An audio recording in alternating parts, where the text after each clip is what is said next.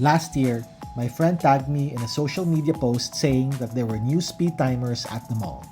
Until later that day, I had never seen one up close and only saw photos of them occasionally online. Incidentally, I found myself at that same mall on that same day, and with nothing better to do, I decided to check out the store. I saw two speed timer pandas on display together with this cream dialed one. They looked interesting, so I tried them on both. Impulsively, I walked away with this.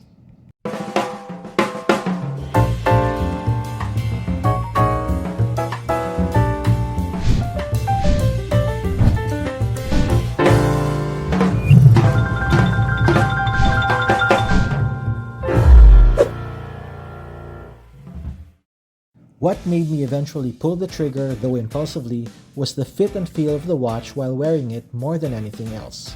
At 39mm, it was just about as big as my Explorer 214270, but the more compact lug-to-lug at 45.5mm makes it wear better. The Explorer comes in thinner, which is good for comfort as it lies more flatly on the wrist, but the slightly thicker 13.2mm profile of this speed timer makes it pop out more.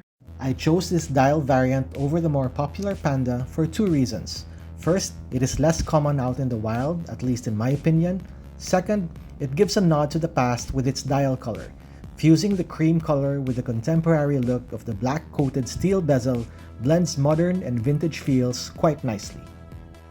The F and E indicators on the dial are quite practical.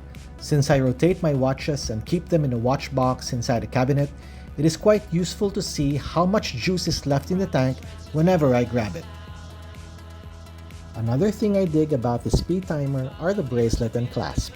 Although the bracelet is secured by pins and the clasp is milled, they are surprisingly well made for the price, considering that the bracelet and clasp tend to be the Achilles heel of Seiko at this tier.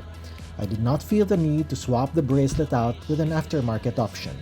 I've always been one for an all-matte finish on the bracelet.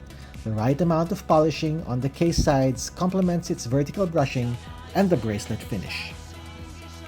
Lastly, there are some days like when you reach for your watch, you become lazy to set it and just want to grab it and go with no need for winding and setting the time and date.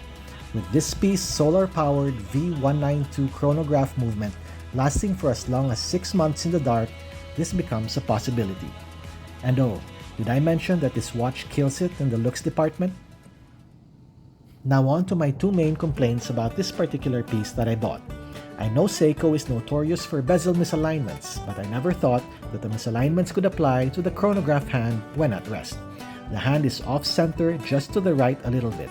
I did not notice this at first, but as I began to take pictures of my watch, the flaw became evident. This is probably not the case for most of the other watches. I am probably one of the unfortunate ones to get a misaligned piece. I am unsure how this affects the timekeeping of the stopwatch. Lastly, the lume has a lot left to be desired. This is supposed to be a sports watch, but the Lumi-Bright doesn't cut it, uncharacteristic of Seiko as they typically excel at looms. Now for my final thoughts on the speed timer. It is an elegant-looking sports watch that is a stunner.